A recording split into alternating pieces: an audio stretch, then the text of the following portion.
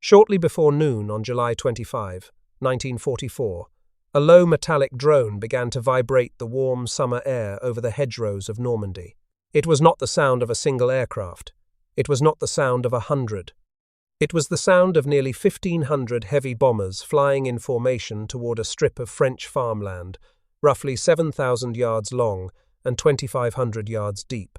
Within 90 minutes, more than 3,000 tons of high explosive would fall on that strip of earth. The German troops dug in beneath it would lose all sense of up and down. Some would be buried alive. Some would be torn apart. The man who commanded those troops would later tell American interrogators that his front lines looked like a landscape of the moon, and that at least 70% of his men were out of action, dead, wounded, crazed, or numb. His name was Fritz Bayerlein, a lieutenant general of the German army, and the commander of the Panzer Lehr division. He had served as chief of staff to Erwin Rommel in North Africa. He understood mobile warfare as well as any officer alive, and on that morning, sitting in a command post that shook every few seconds as another wave of bombers passed overhead, he came to a realization that the high command in Berlin had been refusing to face for nearly 3 years. The realization was about a conception of warfare that the Germans had never fully understood, and that the Americans had spent 2.5 years building on a scale that no nation in history had ever attempted. This is the story of what the Germans missed. It is the story of an industrial and logistical machine so vast that the men who designed it could barely describe it, and the men who fought against it could barely believe it. It is the story of a nation that had been told, by its own leader, that it was decadent, divided, mongrelized, and incapable of war. And it is the story of how that nation, in less than 4 years, built a way of fighting that would render the most professionally skilled army in Europe obsolete. To understand what the Germans missed, you have to understand what the Germans believed. And to understand what the Germans believed, you have to begin not in 1944 but in 1933, in the office of a German military attaché who had just arrived in New York Harbor, and who would spend the next 8 years trying, and failing, to make Berlin understand the country he had been sent to observe. His name was Friedrich von Boeticher. He was a lieutenant general of the German army. His mother had been born in America. He spoke English fluently. He had spent decades studying the American Civil War, and he counted among his personal friends a number of senior officers in the United States War Department, including, before the war, a cavalry colonel named George Patton. Boeticher was the only accredited German military attaché in Washington from 1933 until December of 1941, when he was interned after the German declaration of war and later repatriated to Germany. For 8 years, he had been Berlin's primary set of eyes on the United States, and what he saw, he reported faithfully. He reported on American factories, shipyards, and the slow but steady expansion of the American officer corps. He reported on the industrial capacity of the Detroit auto industry. He reported on the depth of the American steel sector. He reported, in measured and careful language, that the United States possessed a latent military potential greater than any other nation on earth. The reports were filed, the reports were read, and the reports were, in the end, dismissed. The reason they were dismissed is the reason this story is worth telling. The German army of the 1930s and early 40s was, by almost any measure that mattered to the men who ran it, the finest army in the world. Its officer corps had been forged in the Prussian tradition of Clausewitz and Moltke. Its operational doctrine, refined through the bitter lessons of the First World War, prized speed, decision, initiative, and the destruction of the enemy in a single climactic battle. Its training was brutal and thorough. Its tactical innovations, particularly in the integration of armor and aircraft, had stunned the world during the campaigns of 1939 and 1940. In 6 weeks in the spring of 1940, the Wehrmacht had accomplished what the German army of 1914 had failed to accomplish in 4 years of trench warfare. It had defeated France. That victory was the seed of the catastrophe that would follow, because the German High Command drew from it a conclusion that was almost, but not quite, correct. It concluded that operational brilliance, tactical excellence, and the warrior spirit of the German soldier could overcome any enemy who possessed merely numerical or material superiority.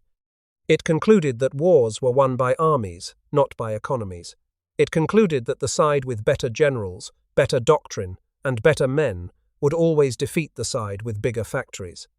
For a regime built on a racial theory that placed the German people at the apex of human capability, this conclusion was not merely a strategic judgment, it was an article of faith. To question it was to question the entire ideological foundation of the Third Reich. And so when Boetich's reports from Washington warned that the United States was building, slowly and quietly, an industrial base that would eventually produce more weapons than the entire Axis combined, those reports landed in a system that had no place for them. They were filed, they were noted, they were not believed. Adolf Hitler's personal contempt for the United States was not a secret. In his recorded table conversations from the winter of 1941 and the spring of 1942, he returned again and again to the same themes. America, he said, was a decayed country. Its population was a chaotic mixture of races. Its institutions were controlled by Jewish financiers. Its democratic government was incapable of unified action. Its soldiers, he believed, would collapse at the first serious test. In one famous monologue from January 7, 1942, recorded by his secretaries at the Wolf's Lair in East Prussia, Hitler declared that American society was half Judaized and half negrified, and asked rhetorically how a state like that could possibly hold together. This was not idle dinner conversation. It was the strategic premise of the regime. On December 11, 1941, 4 days after the Japanese attack on Pearl Harbor, Adolf Hitler walked into the Kroll Opera House in Berlin and delivered a roughly 90-minute speech to the assembled deputies of the Reichstag. At the end of that speech, he formally declared war on the United States of America. He was under no treaty obligation to do so. The tripartite pact between Germany, Italy, and Japan required mutual assistance only if one of the three signatories was attacked, and Japan, as the attacker, had triggered no such obligation. The decision to declare war on the United States was Hitler's alone. He made it because he believed, on the basis of everything his ideology had taught him, that the United States was a paper tiger. He believed that American industrial capacity was bluff. He believed that American soldiers would not fight. He believed that Roosevelt was a crippled puppet of Jewish financiers. And he believed that by formally entering the war against America, he was simply acknowledging a state of affairs that already existed at sea, while ensuring that Japan would in turn declare war on the Soviet Union, easing pressure on the Eastern Front. Earlier that same day, Foreign Minister Joachim von Ribbentrop had handed the formal declaration to the American chargé d'affaires, Leland Morris, in his Berlin office. According to the diplomat George Kennan, who later debriefed Morris, Ribbentrop screamed the final words of the meeting in German. "Your president wanted this war," he shouted. "Now he has it." Across the Atlantic, in factories and shipyards and aircraft plants and tank arsenals, the men who would build the answer to that declaration were already at work. 12 days before Hitler's declaration, on the evening of December 29, 1940, President Franklin Roosevelt had sat down at a microphone in the White House and delivered what would become the 16th of his fireside chats. The phrase he used that night had been suggested by his closest advisor, Harry Hopkins, and incorporated into the address by speechwriter Robert Sherwood. The United States, Roosevelt told a radio audience of millions, must become the great arsenal of democracy. American industrial genius, he said, was unmatched throughout the world in the solution of production problems. That genius was now to be turned to the manufacture of weapons. The emergency, he warned, was as serious as war itself. Just over a year later, on January 6, 1942, less than a month after Hitler's declaration of war, Roosevelt delivered the State of the Union address that would set the production targets for the entire war. He called for 60,000 military aircraft in 1942 and 125,000 in 1943. He called for 45,000 tanks in 1942 and 75,000 in 1943. He called for 20,000 anti-aircraft guns in 1942 and 35,000 in 1943. He called for 8 million deadweight tons of merchant shipping in 1942 alone. In Berlin, when these targets were translated and circulated to the German General Staff, they were received with disbelief. The numbers were dismissed as American propaganda. The German Air Ministry, presided over by Hermann Göring, had a particular reputation for this kind of dismissal. Göring is reported to have sneered that the Americans could not build aircraft. They were good at building refrigerators and razor blades, he said. The remark was repeated through the corridors of the Luftwaffe with knowing laughter. Within 24 months, the Americans would be building one heavy bomber every 63 minutes. The plant where they did it stood on a stretch of farmland in Washtenaw County, Michigan, near a small creek called Willow Run. The land had belonged to Henry Ford. The architect was Albert Kahn. The structure that rose there, beginning in the spring of 1941, was the largest factory building in the world. Its main assembly hall stretched for more than a mile. Its total floor space exceeded 3.5 million square feet.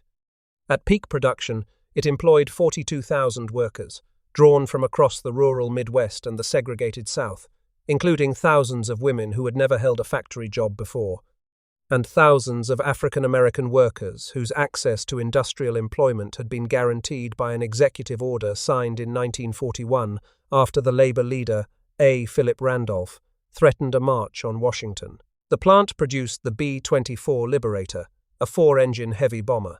The B-24 was not a beautiful aircraft. Its crews complained about it constantly. But it had the longest range of any heavy bomber in the American inventory, and it could be built faster than any other heavy bomber in the world. By April of 1944, Willow Run was producing 453 completed B-24 Liberators in 468 working hours, 2 shifts a day, 6 days a week. One bomber every 63 minutes.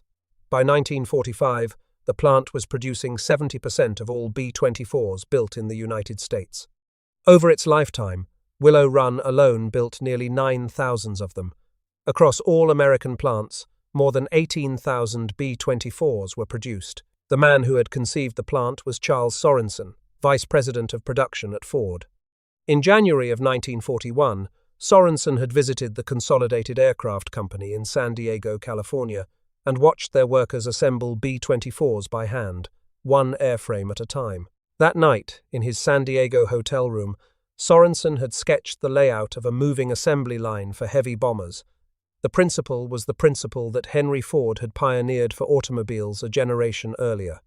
The aircraft would not move from station to station as a finished product. The workers and the parts would move past the airframe as it took shape. By the time it reached the end of the line, it would be a complete bomber, ready for engines, fuel, and a test flight.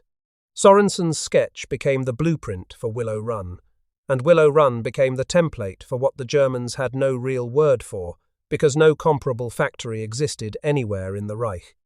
On the West Coast, in a shipyard at Richmond, California, an industrialist named Henry Kaiser was demonstrating the same principle in steel. Before the war, the construction of a single ocean-going freighter took about 230 days. The hull was laid down on a slipway. Workers riveted the plates together one by one. The process was slow, traditional, and craft-based. Kaiser, who had no shipbuilding background and had built his fortune constructing dams and roads, decided that this was no way to build ships at the scale the war required. His insight was simple. He would prefabricate the ship in pieces, in inland factories, transport the pieces to the shipyard by rail, and assemble them on the slipway by welding rather than riveting. The ships he built were called Liberty ships. They were not beautiful. President Roosevelt himself called them ugly ducklings. But by 1943, Kaiser's 7 shipyards were turning them out at a pace that no shipyard in history had ever matched. In November of 1942, Kaiser ordered a publicity demonstration at his Richmond No. 2 yard. The keel of a new Liberty ship, named the Robert E. Peary after the Arctic explorer, was laid down at 1 minute past midnight on November 8th. 250,000 prefabricated parts, weighing 14 million pounds in total, had already been manufactured and transported to the slipway. The ship was launched 4 days, 15 hours, and 29 minutes later. It was delivered for active service 3 days after that, fully equipped and ready for sea. The total time from keel laying to active duty was 7 days, 14 hours, and 32 minutes. It was a stunt. Kaiser knew it was a stunt. The actual average pace at his yards was about 45 days per Liberty ship. But the point of the stunt was not the single ship. The point was the demonstration of what was possible when an entire industrial system was redesigned around the principle of standardization, prefabrication, and parallel assembly. By the end of the war, American shipyards had produced 2,710 Liberty ships, more than the combined merchant marine of Germany and Japan at the start of the war. German U-boats sank Allied shipping at an alarming rate through 1942 and into 1943. By the middle of 1943, American shipyards were replacing those losses faster than the U-boats could inflict them. By 1944, the Battle of the Atlantic had been decided, not in the cold grey waters of the North Atlantic, but in the welding bays of Richmond, California, and Portland, Oregon, and Baltimore, Maryland. The numbers, taken in aggregate, are still difficult to comprehend. Between January of 1940 and August of 1945, the United States produced approximately 300,000 military aircraft. In 1944 alone, American factories produced more than 96,000 aircraft, more than the Axis powers produced during any single year of the war combined. The United States produced 49,324 M4 Sherman tanks. It produced more than 2.5 million military trucks. It produced over 600,000 jeeps. It produced 6.5 million rifles. By 1944, it was producing a quarter of all military equipment manufactured anywhere in the world. The body that coordinated this output was called the War Production Board. It had been established by executive order on January 16, 1942. Its first chairman was Donald Nelson, a former executive vice president of the Sears Roebuck retail chain. Under Nelson and his successor, Julius Krug, the War Production Board managed the allocation of every strategic material in the American economy. Steel, aluminum, copper, rubber, and oil were rationed and assigned according to priority. Civilian automobile production was halted entirely on February 10, 1942. Every major automaker in the United States converted its lines to military production. General Motors alone produced 854,000 military trucks, 38,000 armored vehicles, 198,000 diesel engines, and over 200,000 aircraft engines, on contracts that totaled more than $12 billion by war's end.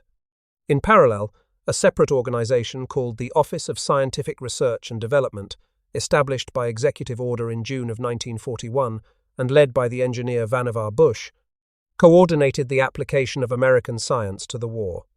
Under Bush, the office entered into more than 2,200 research and development contracts with universities, laboratories, and private firms. It produced radar in a form usable by every Allied combatant. It produced the proximity fuse, an artillery shell with a small radio inside it that detonated automatically when it neared its target, and which General Patton would later credit with deciding the Battle of the Bulge. It produced sonar advances that defeated the U-boat. It produced industrial-scale penicillin and blood plasma collection systems. And in its most secret subsidiary, the Manhattan Engineer District, it produced the atomic bomb.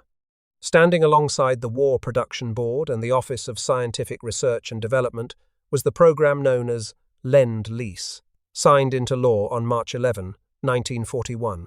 It allowed the United States to ship weapons, vehicles, food, and raw materials to any nation whose defense the President deemed vital to the security of the United States.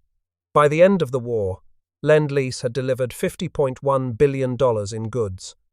Britain received $31 billion. The Soviet Union received $11 billion. To the Soviet Union alone, the United States shipped more than 400,000 jeeps and trucks, 14,000 aircraft, 7,000 tanks, and 1.75 million tons of food.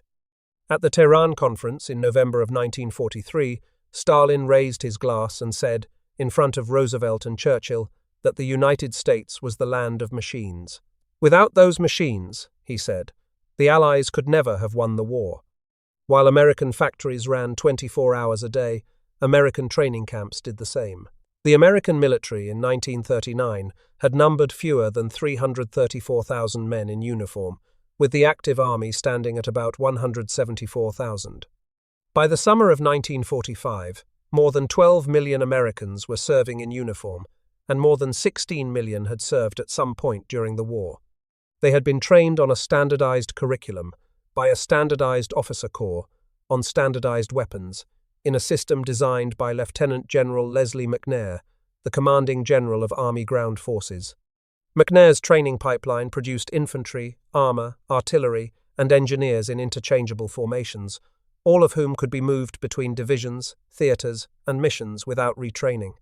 Officer candidate schools commissioned what the troops called 90-day wonders, second lieutenants trained from civilian life to platoon command in 3 months.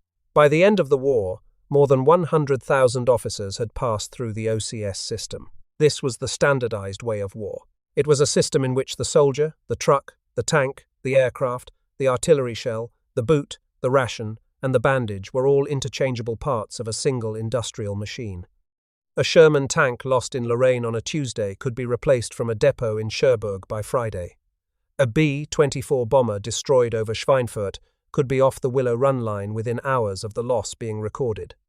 An infantry private, killed in the Hurtgen forest, could be replaced 2 weeks later by a draftee from Indiana, trained on the same M1 Garand rifle, by the same Army Ground Forces curriculum used to train the man he replaced. The Germans had nothing like it. They did not understand it, and by the time they understood it, the war was lost. Their first encounter with the new American system came in February of 1943, in the deserts of Tunisia, at a place called Kasserine Pass.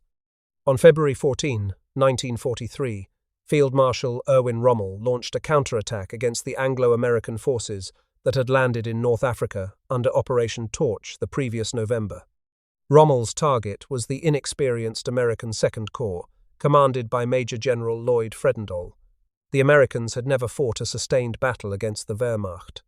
Their equipment was largely untested, their training had been compressed, and in the opening days of Rommel's attack, they were beaten badly. The Americans lost more than 6,000 men killed, wounded, captured, or missing. They were pushed back over 50 miles. The pass itself fell to the Germans on February 20. In Berlin, the news was received with grim satisfaction. The American soldier, just as the Führer had said, would not stand. The decadent democracy could not produce real warriors. But the assessment was wrong, and Rommel, who actually had to fight the Americans, knew it was wrong. In his own diary, later published as part of the Rommel Papers, the Field Marshal recorded his real assessment of the engagement. The tactical conduct of the enemy's defense, he wrote, had been first class. They had recovered very quickly after the first shock. They had soon succeeded in damming up the German advance by grouping their reserves to defend the passes and other suitable points. By February 25, just 5 days after the Germans had taken Kasserine Pass, the Americans had retaken it. What Rommel had recognized, and what the staff officers in Berlin had refused to recognize, was that the Americans had absorbed the defeat the way an industrial system absorbs a defective component. They had pulled out the failed commander, Fredendall, and replaced him with Major General George Patton. They had restructured the corps, they had revised their doctrine, and they had returned to the field within days, not as a different army, but as the same army with a corrected procedure. The Wehrmacht, which prized the genius of the individual commander, watched this happen and did not understand what it was watching. They were watching a machine self-correct.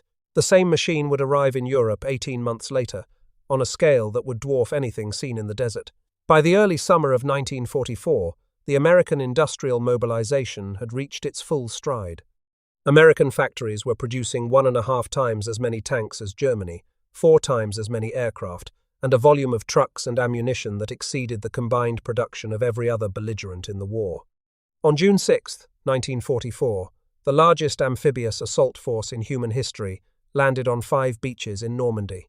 In the months that followed, 2.5 million men, 500,000 vehicles, and 4 million tons of supplies would pass across the Normandy beachhead, much of it through the artificial harbours known as the Mulberries, which had been towed across the English Channel in sections and assembled off the French coast. Beneath the channel, a system of pipelines codenamed Pluto, short for Pipeline Under the Ocean, began pumping fuel directly from England to the continent. By the spring of 1945, Pluto would be delivering more than 3,000 tons of fuel a day. The deep-water port of Cherbourg fell to American forces on June 27, 1944, and within weeks was handling 12,000 tons of cargo a day. The port of Antwerp would open to large ships in late November of 1944, becoming the single most important Allied logistical node in northwestern Europe.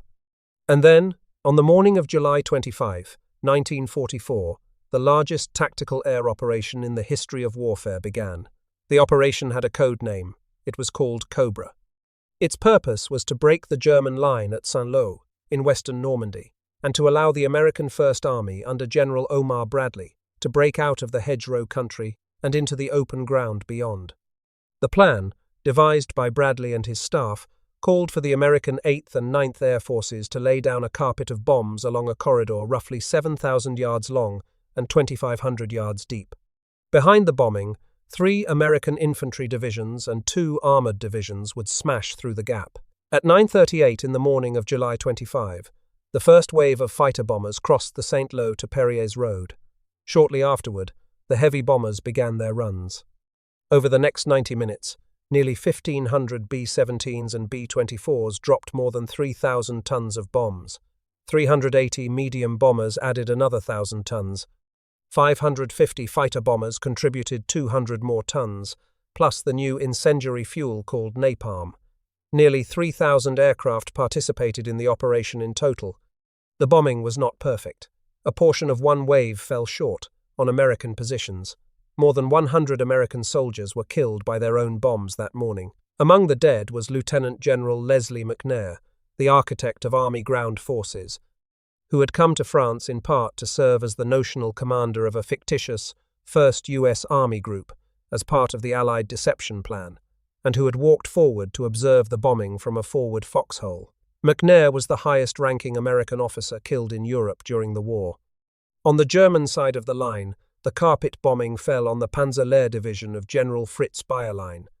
Approximately half of his roughly 5,000 men in the affected sector were killed or wounded by the bombardment. Bayerlein reported that only a handful of his tanks remained operational. In his account to higher headquarters, he wrote that the bomb carpets had rolled toward his command post like waves that fountains of earth had spewed high into the air, that the survivors had behaved like lunatics and could not be deployed. The whole area, he said, looked like a moonscape. Hell, he wrote, was not as bad as what they had experienced. Cobra broke the German line. Within 4 days, the American Third Army under Patton was racing across France. By the end of August, the German army in the west had collapsed. Roads were strewn with abandoned equipment, dead horses, and burning vehicles. The dead horses are a detail worth pausing on, because they reveal something that the photographs of the war do not always make clear, and that the popular image of the Wehrmacht as a sleek, mechanized juggernaut entirely conceals. The German army of the Second World War was not a fully mechanized force. It never was. Of the 264 divisions in the German order of battle in November of 1944, only 42 were armored or mechanized. The rest moved on foot. Their supplies were drawn by horses. Across the entire war, the German military used approximately 2.75 million horses. At any given moment, more than 1 million horses were in service with the Wehrmacht. By 1944, a standard German infantry division required 2,652 horses to move its supplies, against just 256 trucks. By the end of the war, approximately 1.5 million German horses were dead. The contrast with the American army was total. The American army of 1944 was the first fully motorized army in history. It moved on rubber tires and gasoline. Every American division had its full complement of trucks, and behind the divisions stood the supply organization known as Communications Zone, commanded by Lieutenant General John Lee, which fielded a transportation network that the Germans literally could not imagine because they had nothing like it in their own service. The most famous component of that network was called the Red Ball Express. It was a one-way truck convoy system that ran from the Normandy beachhead to the front lines for 82 days, from August 25 to November 16, 1944. At its peak, 5,958 trucks operated on the Red Ball routes. Approximately 75% of the drivers were African American, organized into segregated truck companies, but doing the most critical logistical work of the campaign. Over its 82 days of operation, the Red Ball Express delivered 412,193 tons of supplies to the front. At its peak, it was moving 12,500 tons every day. German prisoners of war brought back behind American lines were repeatedly stunned by what they saw. The unbroken stream of trucks, the abundance of fuel, the routine availability of food, ammunition, cigarettes, and replacement equipment. All of it exceeded what their own logistical system had ever managed. Their reports, when relayed to interrogators on the other side of the line, were dismissed as exaggeration. What the prisoners had described was the daily operating tempo of the United States Army. 5 months later, the Germans would mount their last major offensive of the war, and the gap between the two systems would become inescapable. On December 16, 1944, at 5:30 in the morning, German artillery opened fire across an 80-mile front in the Ardennes forest, from southern Belgium into Luxembourg. Behind the barrage, 3 German armies began to advance through a gap that the American command had judged too thinly defended to matter. The German plan, devised personally by Hitler and opposed in private by virtually every senior officer who had been briefed on it, including Field Marshal Gerd von Rundstedt, was to drive through the Ardennes, cross the Meuse River, and seize the port of Antwerp, splitting the British and American armies and forcing a negotiated peace in the west. The opening days went well for the Germans. The 6th Panzer Army of Sepp Dietrich advanced in the north. The 5th Panzer Army of Hasso von Manteuffel advanced in the center. The 7th Army of Erich Brandenberger advanced in the south. American units that had never seen combat were overrun. The American 106th Infantry Division, holding a quiet sector along the Schnee-Eifel Ridge, was encircled and forced to surrender on December 19, with 7,000 men of 2 of its regiments taken prisoner. It was the largest mass surrender of American troops in the European theater, and the second largest of the war after Bataan. But within days, something began to happen that the Germans had not planned for and could not stop. The Americans did not break. They fought stubborn, delaying actions at Elsenborn Ridge, where the inexperienced 99th Infantry Division blunted Dietrich's panzers in the north. The 7th Armoured Division and remnants of other units held the road junction at St. Vith for 5 critical days, delaying Manteuffel's advance and disrupting the German timetable. The 101st Airborne Division held the road junction at Bastogne, surrounded but unbroken, supplied by airdrops from C-47 transport aircraft. When German envoys arrived at the Bastogne perimeter on December 22 with a demand for surrender, the acting commander, Brigadier General Anthony McAuliffe, gave them a one-word reply. "Nuts," he said. On December 23, the weather cleared, and the full weight of American and British air power fell on the German columns. Allied fighter bombers ranged across the Ardennes, destroying tanks, trucks, and fuel convoys. The German advance, already slowing from fuel shortages, ground to a halt. By December 24, Manteuffel was telling Hitler's adjutant, off the record, to call off the offensive. By the end of January, the bulge in the Allied line had been pushed back to its starting point. The price had been heavy. Nearly 20,000 Americans were killed in the Ardennes campaign. Total American casualties exceeded 89,000. But the German losses, irreplaceable, exceeded 100,000.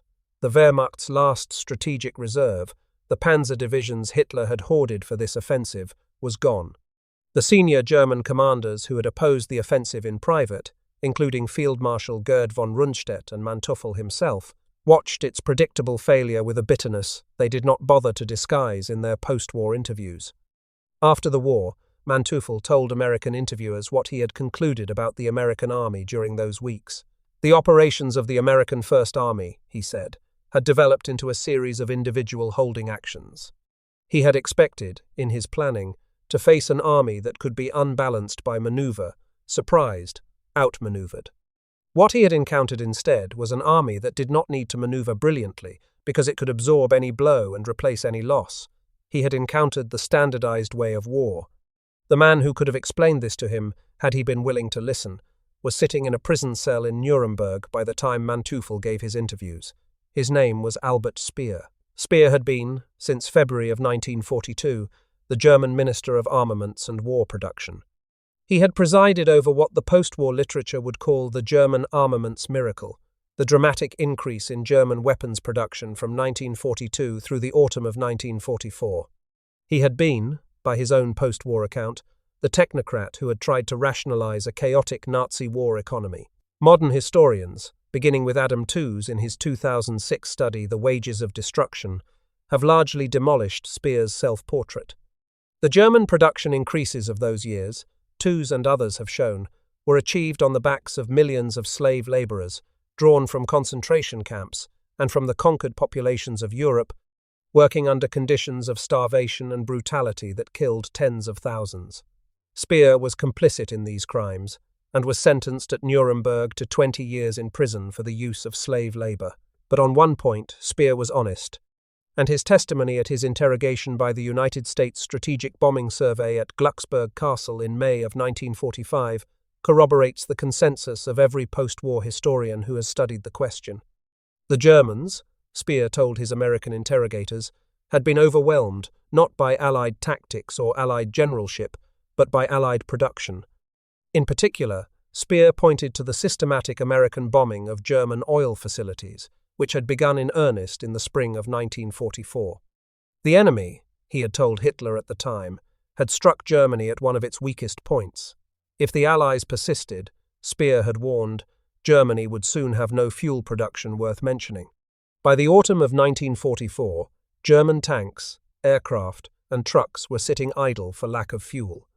It would be pointless, Speer told Hitler, to have tanks if there was no fuel for them. The reason there was no fuel was that the United States 8th and 15th Air Forces had built and operated, over the course of 2 years, a strategic bombing campaign at a scale the Luftwaffe had never imagined possible. The reason that bombing campaign existed was that Willow Run and a dozen other plants like it had produced the bombers.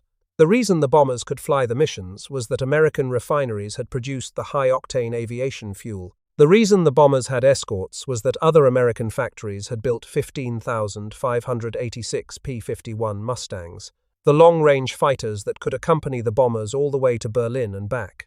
Each component of the system existed because every other component existed. The Wehrmacht, by contrast, had built 1,347 Tiger heavy tanks across the entire war. Total production of the Panther medium tank was approximately 6,000. In 1944 alone, American factories produced more aircraft than Germany produced during the entire war. There were 6 reasons, intertwined, that the Germans missed what was happening. The first was the Prussian and German military tradition itself, which from Clausewitz through Moltke to Schlieffen had defined victory as the destruction of the enemy's main force in a single decisive battle. This tradition had served Germany brilliantly in short wars, but it had no doctrinal vocabulary for a long war in which the question was who could replace tanks faster. The second was the lesson the Germans had drawn from the campaign of 1940 in France. They had concluded that operational brilliance and warrior elan could overcome any material disadvantage. They had drawn the wrong lesson. The collapse of France had been the result of specific French doctrinal failures that the Soviets and the Anglo-Americans would not repeat. The third was a chronic underestimation of logistics. Rommel himself had famously called the Desert War a tactician's paradise and a quartermaster's hell. The Wehrmacht knew how to fight battles. It did not know how to sustain a continental industrial war. The fourth was ideological. Nazi racial theory denied, as a matter of doctrine, that a mongrelized democracy could outproduce a unified Aryan dictatorship. The men who could see the truth could not say it. The men who could say it did not see it. The fifth was simply the absence of intelligence. After Boeticher was interned in December of 1941, German information about American industrial capacity was reduced to fragments. The Abwehr was decapitated in February of 1944, when its functions were absorbed into the SS.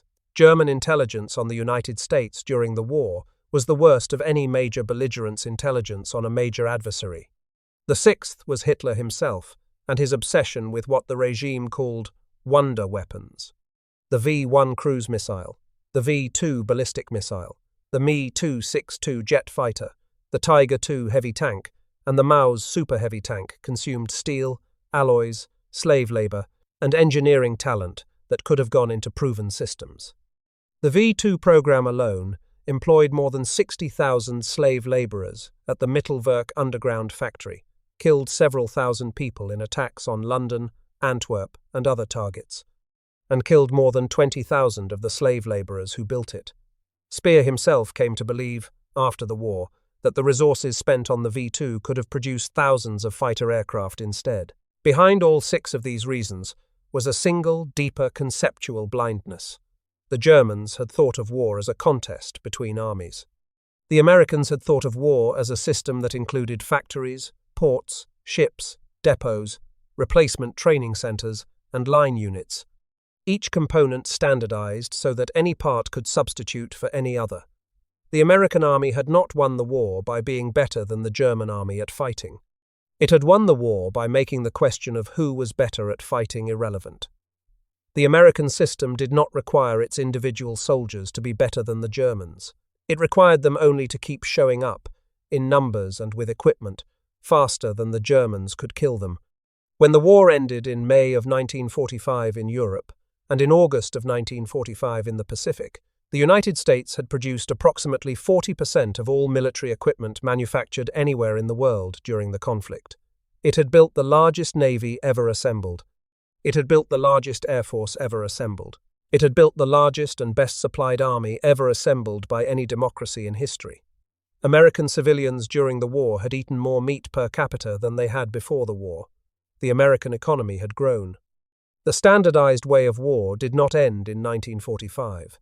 The National Security Act of 1947 institutionalized it. The Marshall Plan extended its logic to peace. The Cold War tested whether the standardized way of war could win against opponents who did not fight on its terms, and the lessons of Korea and Vietnam are still being argued at command and staff colleges. In the Gulf War of 1991, when the United States and its coalition partners destroyed the Iraqi army in 100 hours of ground combat, the principles in operation were the same principles the German army had failed to grasp half a century earlier. Mass, standardization, logistics, replacement, and air power applied at industrial scale. What the Germans had missed was not a tactic, or a weapon, or a piece of doctrine. What they had missed was an entire conception of what war is.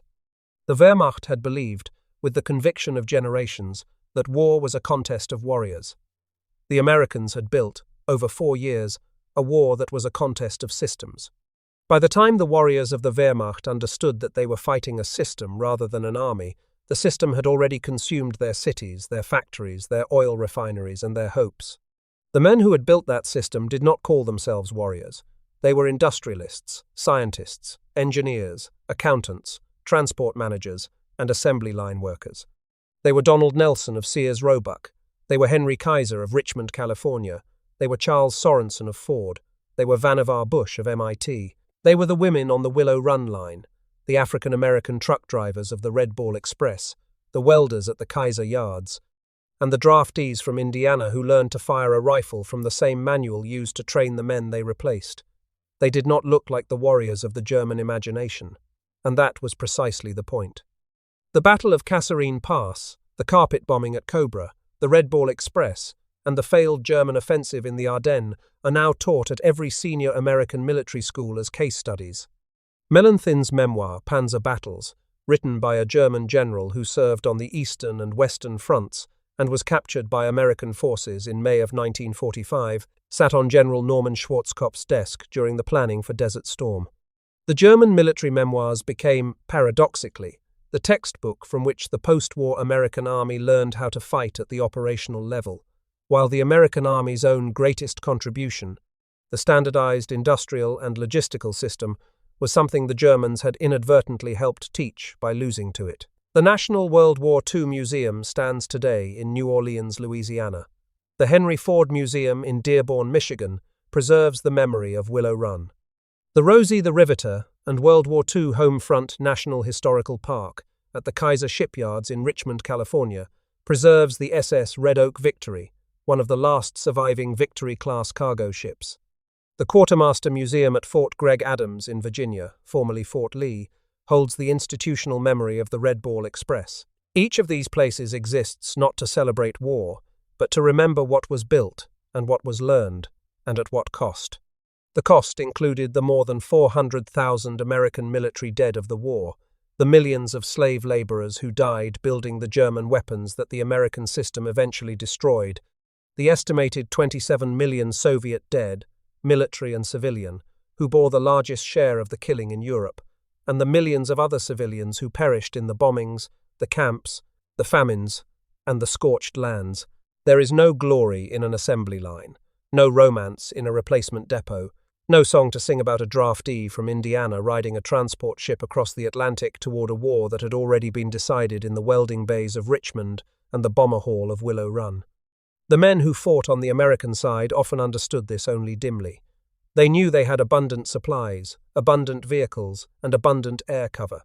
They did not always know that what they were carrying into Europe was a new conception of military power. The factories where it was built are mostly silent now. Willow Run was demolished in pieces beginning in 2013. The Kaiser Yards at Richmond are a national park. The men and women who ran the lines, drove the trucks, riveted the wings, welded the hulls, and ran the depots have nearly all passed from living memory. What they built has not. It survives in archives, in museums, in the doctrines of armies, and in the unsentimental fact that on July 25, 1944, nearly 1,500 American bombers dropped more than 3,000 tons of explosives on a corridor of French earth where one German division stood, and that those bombers had been built in factories the Germans had been told did not exist, by workers the Germans had been told could not work, in a country the Germans had been told could not fight. That was what the Germans missed. They had been looking at a nation. They had not understood that they were looking at a system. By the time they understood, the system had already won.